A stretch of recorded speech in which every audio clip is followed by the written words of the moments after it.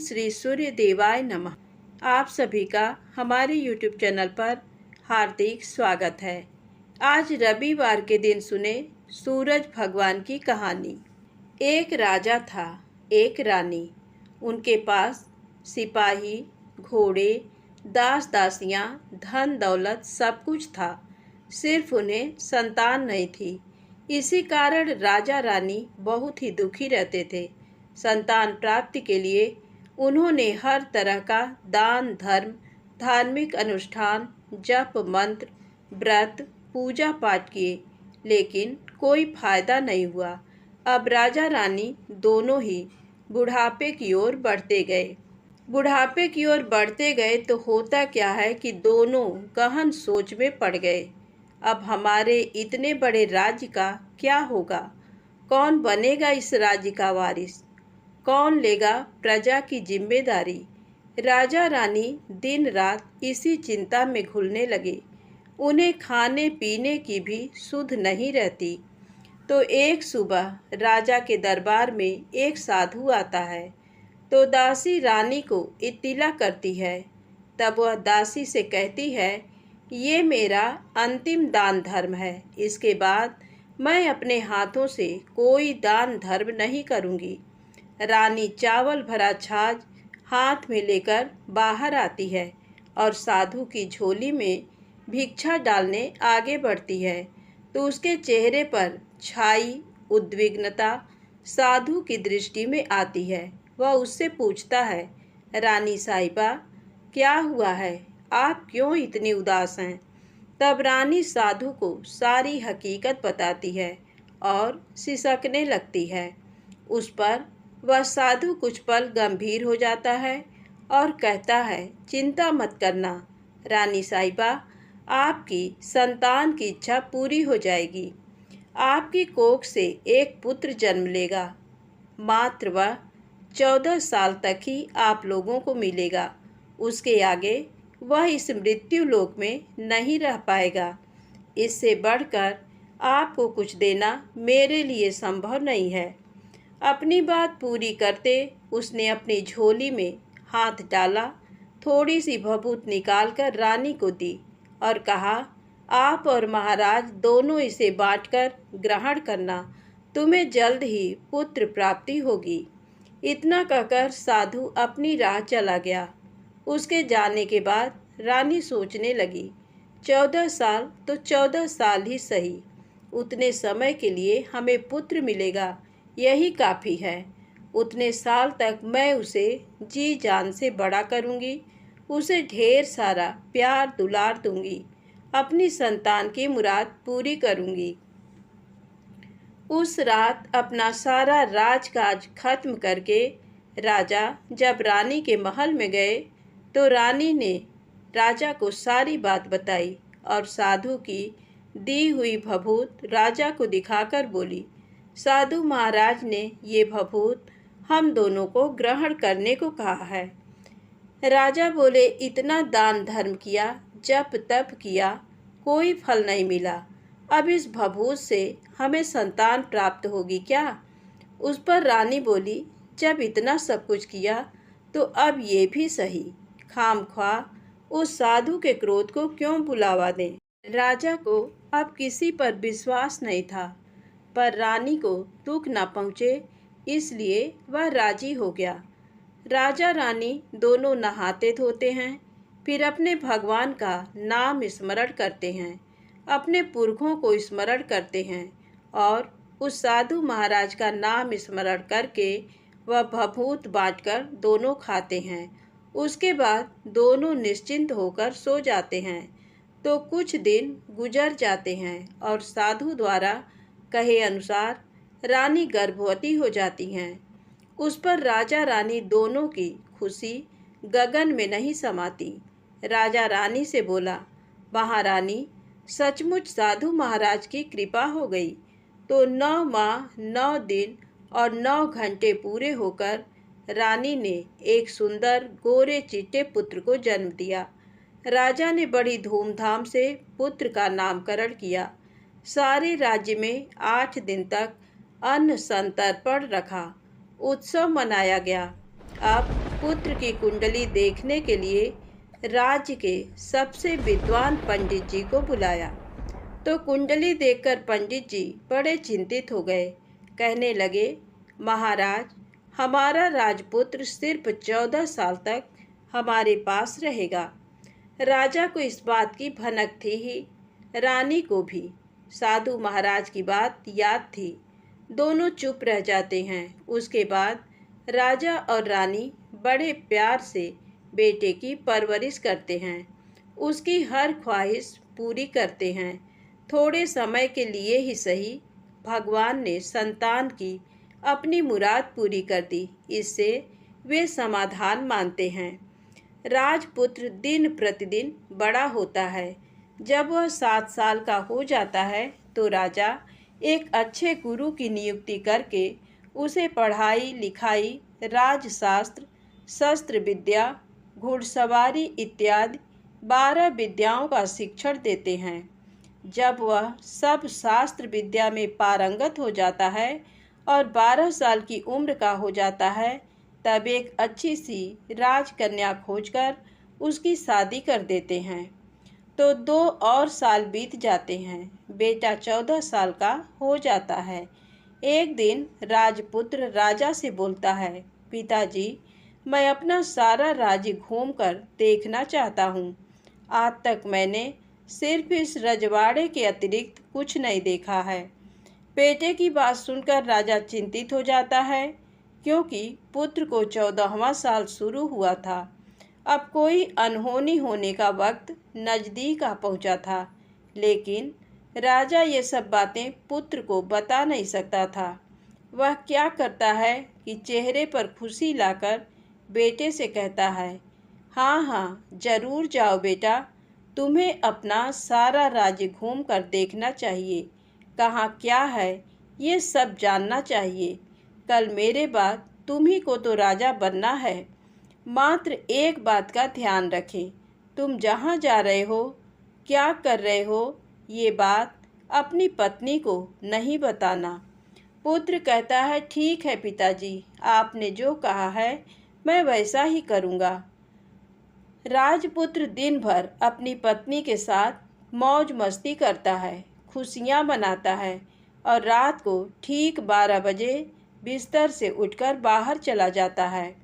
फिर पौ फटने से पहले वापस अपने महल में आकर सो जाता है। ऐसे बहुत दिनों तक चलता रहा। अब पुत्र का 14वां साल खत्म होने में कुछ दिन ही बाकी रहते हैं।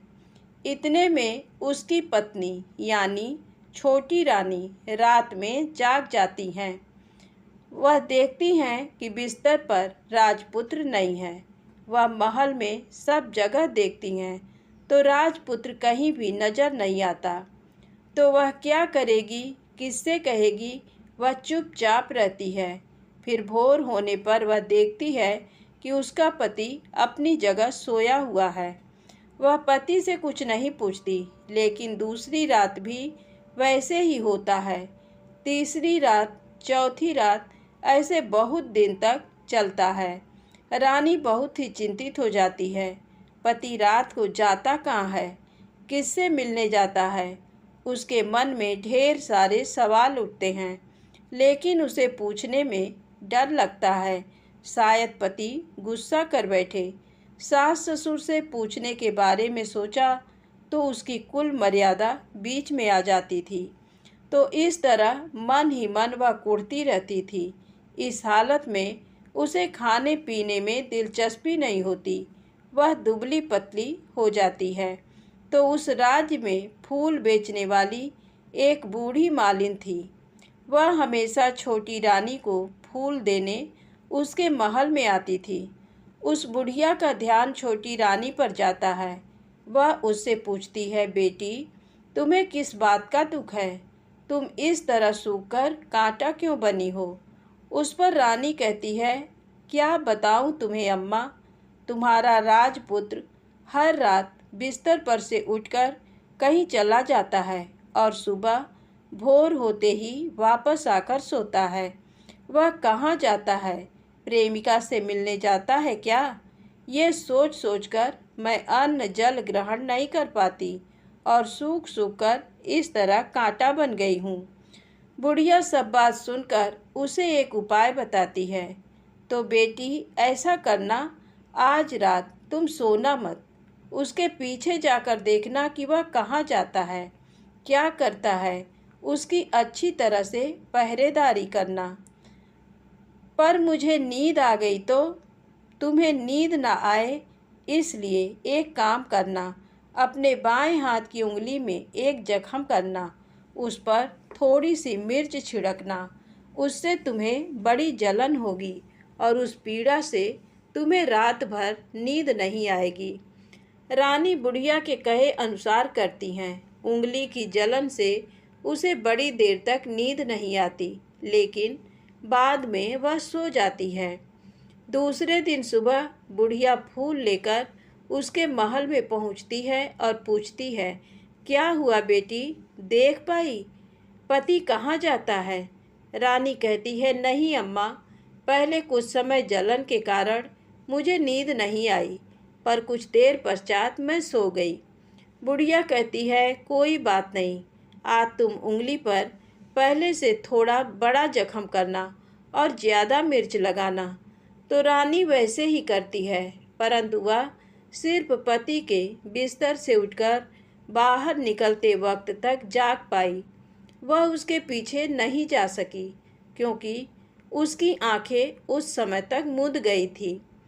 दूसरे दिन सुबह बुढ़िया आती है तो उसने पूछने से पहले ही रानी रो कर कहती है, अम्मा, मैं आज भी उनकी पहरेदारी ठीक तरह नहीं कर पाई।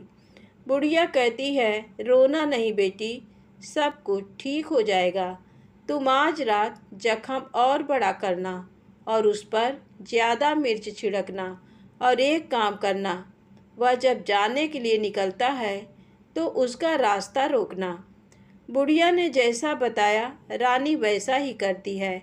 आज रात उसे नींद नहीं आती। पति रात 12 बजे बिस्तर से उठकर जब महल से निकलने के लिए चलने लगता है तो वह बुढ़िया ने जैसे बताया वैसे ही करती है। दौड़ कर जाकर पति का रास्ता रोकती है और कहती है, कहाँ जा रहे हो, किससे मिलने जा रहे हो, मुझे बताओ। राजपुत्र उसे समझाने की बहुत कोशिश करता है। देखो, अगर मैंने तुम्हें वह बताया तो मैं तुम्हें दोबारा नहीं मिल पाऊंगा। रानी कहती है, कोई बात नहीं, ना मिल पाओ, लेकिन आप रात के समय कहाँ जाते हो ये मुझे पहले बता दीजिए। राजपुत्र निरुपाय हो जाता है। पत्नी की जिद के आगे उसकी एक नहीं चल पाती। ठीक उसी समय उसका 14वां साल खत्म होकर 15वां साल लगने वाला था।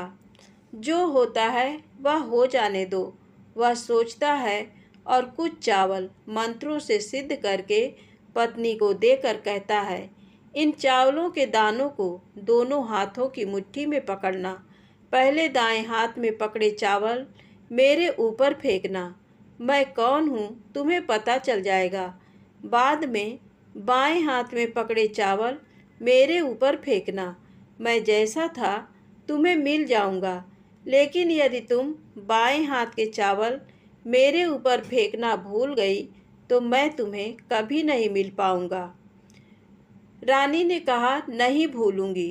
रानी बड़े आत्मविश्वास के साथ कहकर दाएं हाथ में पकड़े चावल पति के ऊपर फेंक देती है तो राजपुत्र एकदम एक विशाल घोड़ा बन जाता है। एकदम उम्दा, सफ़ेद, गर्दन पर लंबी अयाल। देखते देखते वह तेजी से दौड़ने लगता है। रानी उस घोड़े को एकदम भौचक्की होकर देखने लगती है और पति ने बाएं हाथ के चावल फेंकने की जो बात कही थी वह भूल जाती है। उसकी आंखों के सामने घोड़ा महल से बाहर निकलकर चला जाता है। घोड़ा जो महल से बाहर जाता है तो वापस नहीं आता। अब रानी को बड़ा पश्चाताप होता है। वह स्वयं को कोसने लगती है, लेकिन अब उसका कोई फायदा नहीं होने वाला था। राजपुत्र अब वापस नहीं आने वाला था। सुबह होते ही महाराजा महारानी को सब बात पता चलती है। उन्हें बहुत दुख होता है। वे बिस्तर पकड़ते हैं और राह देखते हैं कि एक दिन उनका बेटा वापस आ जाए। इस तरह 1 महीना गुजरता है, 2 महीने गुजरते हैं, 3 महीने गुजरते हैं, आखिर 6 महीने पूरे होते हैं। राजपुत्र का कोई अता पता नहीं लगता। प्रधान राजपुत्र को ढूंढने के लिए राज्य के गांव-गांव सिपाही भेजता है, लेकिन उन्हें कोई सफलता नहीं मिलती।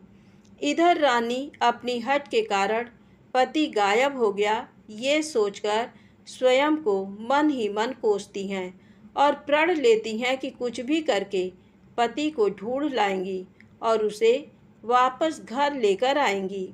एक दिन वह सुबह उठकर सास ससुर के महल में जाती हैं और कहती है कि मैं अपने पति की खोज में जा रही हूँ।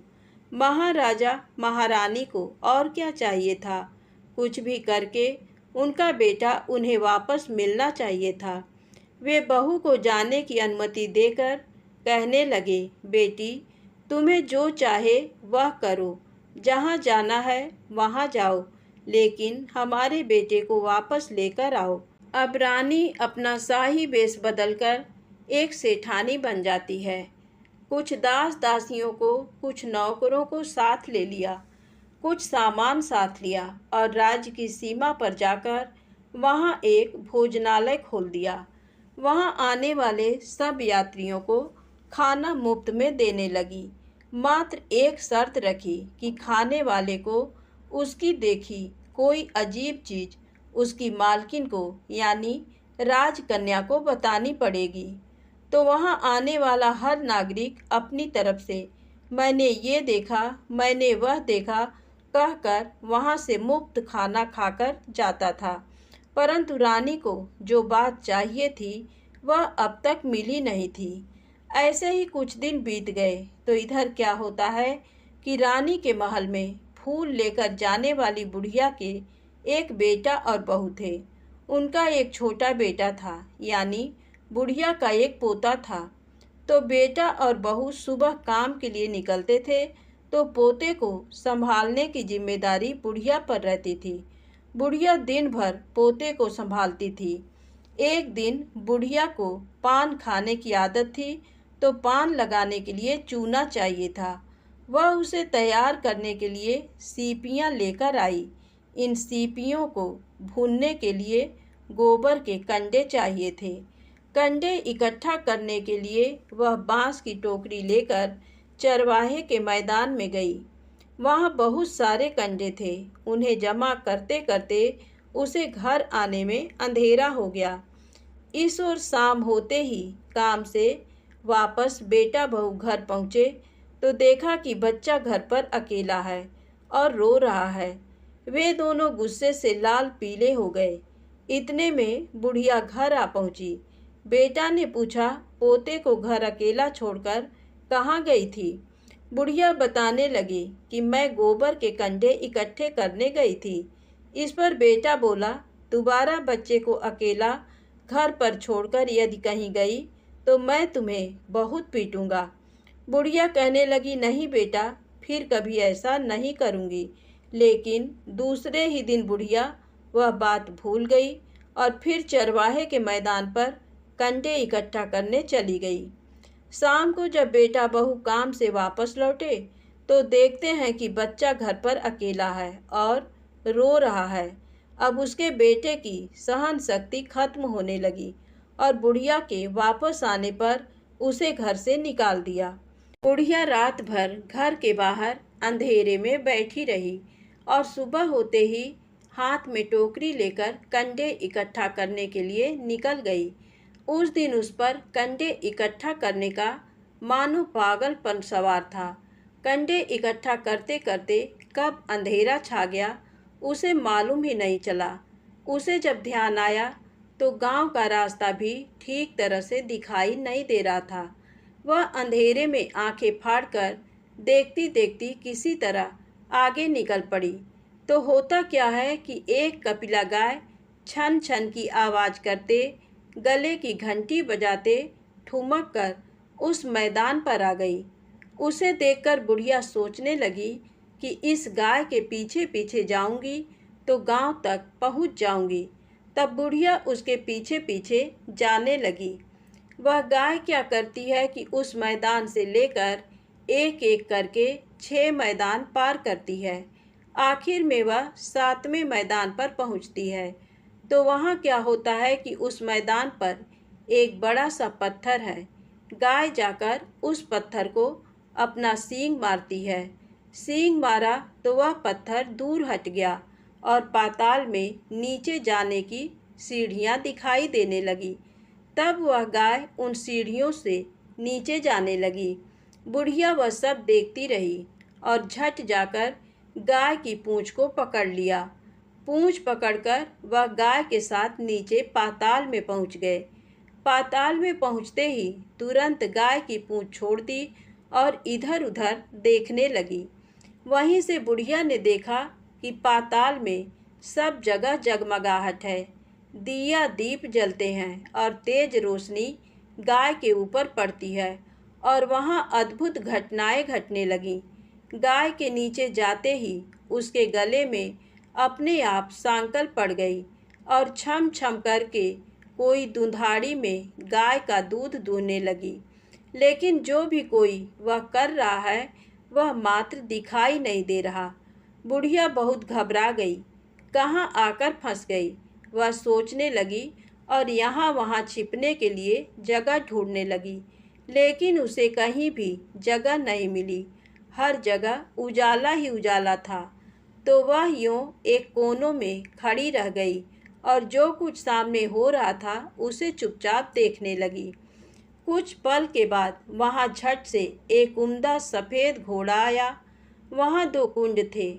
उसमें से एक कुंड में उस घोड़े ने छलांग लगाई और ऊपर आ गया। अब उसे राजपुत्र का रूप प्राप्त हो गया। राजपुत्र बनने के बाद उसने दूसरे कुंड के पानी में स्नान किया। वहाँ रखे नए कपड़े पहने हैं। नज़दीक ही एक सुंदर पलंग था, उस पर आकर वह बैठ गया। उसके सामने अपने आप 5 पकवानों की थाली आ गई। दूध की एक प्याली आ गई। 5 सुपारी आ गए। उसके सामने एक दिया जलता रहा।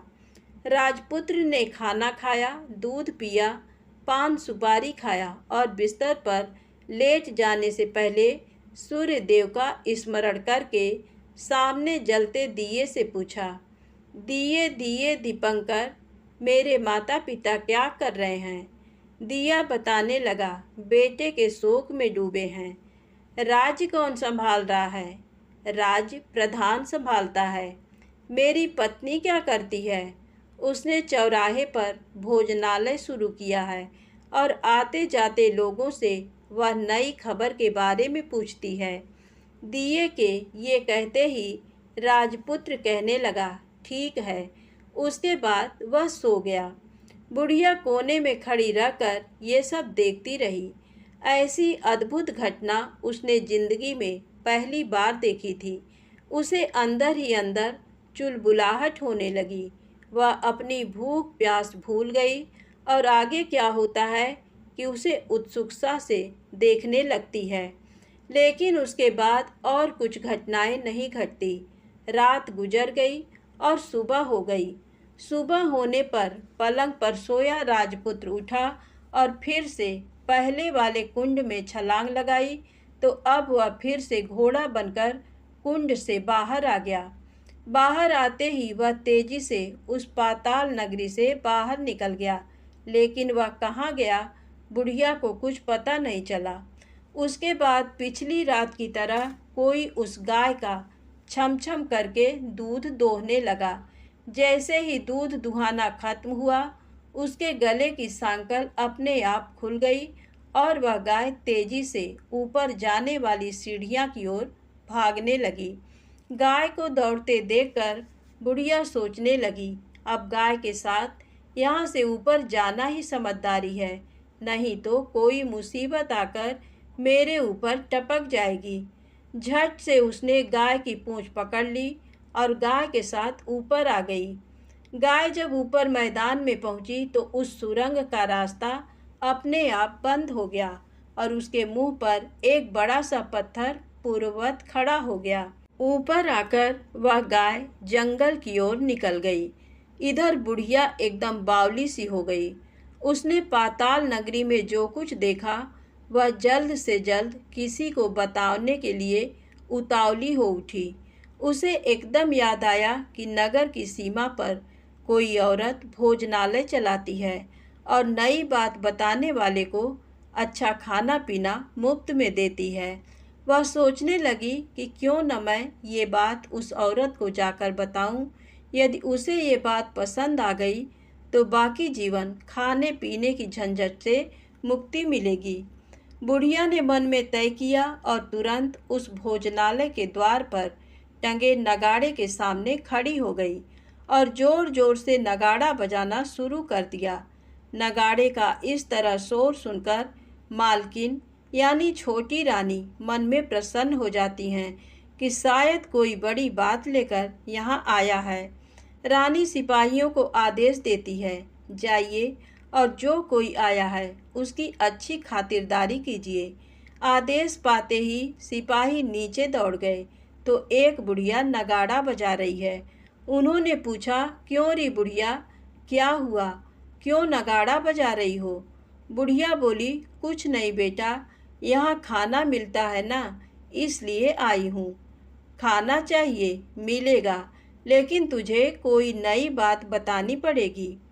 हाँ बताऊंगी, एक बात मालूम है मुझे। इस पर सिपाही उसे अंदर लेकर आए। उनको मालकिन का आदेश था कि जो कोई बूढ़ा बुजुर्ग वहाँ आए उनके साथ अच्छी तरह पेश आना, उनका अच्छा आदर आतिथ्य करना। तो सिपाही ने उस बुढ़िया का भरपूर आदर आतिथ्य किया। उसे बड़ी सी थाली भरकर व्यंजन परोसते हैं। बुढ़िया कुछ दिनों से भूखी थी, वह खाने पर टूट पड़ी। खाना खाने के बाद सिपाही ने उसे नई साड़ी पहनने को दी। उसके बाद उसे लेकर रानी के पास आए।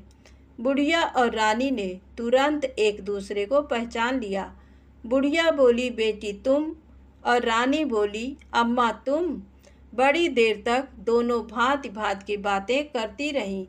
आखिर कुंवरनी बुढ़िया से कहने लगी, अम्मा अब बताओ तुमने क्या नई बात देखी है? नई बात?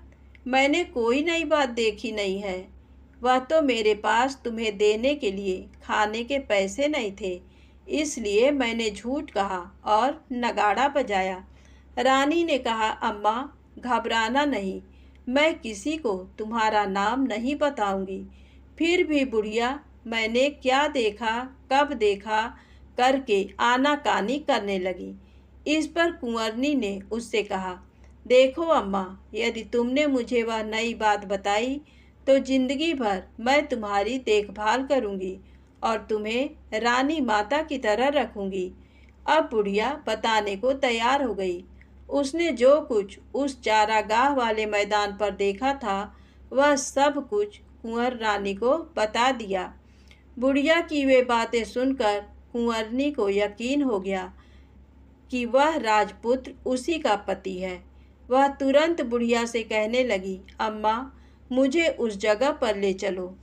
नहीं बेटी, वह पाताल राज्य है, सांप है। यदि किसी ने तुम्हें देख लिया तो तुम्हारी जान खतरे में पड़ सकती है। लेकिन रानी उसकी एक भी नहीं सुनती। उसे उस जगह ले जाने के लिए हठ करने लगी। आखिर में बुढ़िया ने उसका कहना मान लिया और कहने लगी, ठीक है, मैं तुम्हें वहाँ लेकर चलती हूँ, पर आज नहीं कल। वहाँ जाना है तो शाम को ही जाना होगा। तो दूसरे दिन दोपहर को रानी बुढ़िया के साथ उस मैदान पर गई और एक जगह छुपकर गाय के आने की राह देखने लगी। दिन ढलते ही अंधेरा घेरने लगा और गाय हमेशा की तरह वहां आ गई। मैदान के उस कोने में जाकर उसने पत्थर पर सींग मारा तो झट से पत्थर हटकर वहां सुरंग में जाने का रास्ता खुल गया। गाय उस रास्ते से नीचे उतरने लगी तो बुढ़िया रानी से कहने लगी, जल्दी आगे बढ़ो, हम गाय की पूंछ पकड़कर नीचे उतरेंगे। तो दोनों गाय की पूंछ पकड़कर नीचे उतर गईं।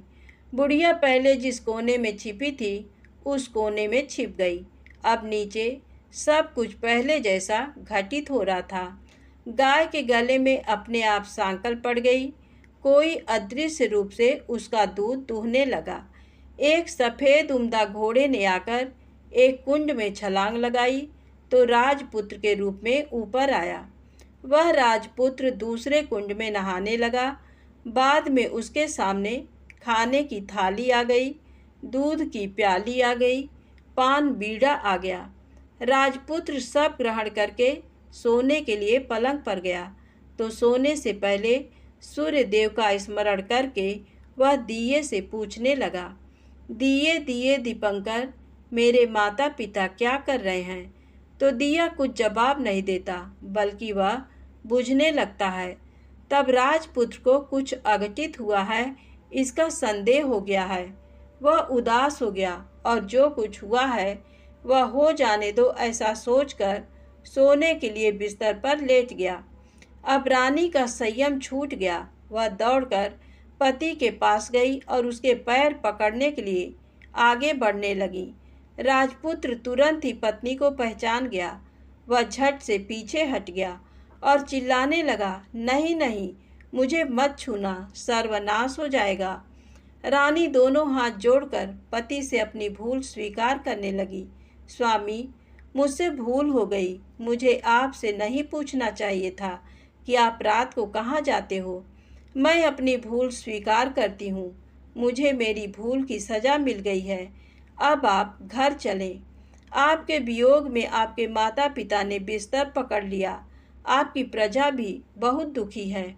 उस पर राजपुत्र कहने लगा, वही तो एक बार तुम गलती कर बैठी हो, अब दोबारा मत करना, नहीं तो अब मैं तुम्हें जो दिख रहा हूँ वो अभी नहीं दिखूँगा। रानी अब विलाप करने लगी, जोर जोर से जमीन पर सिर पटकने लगी। राजपुत्र के मन में उसके प्रति दया उत्पन्न हो गई।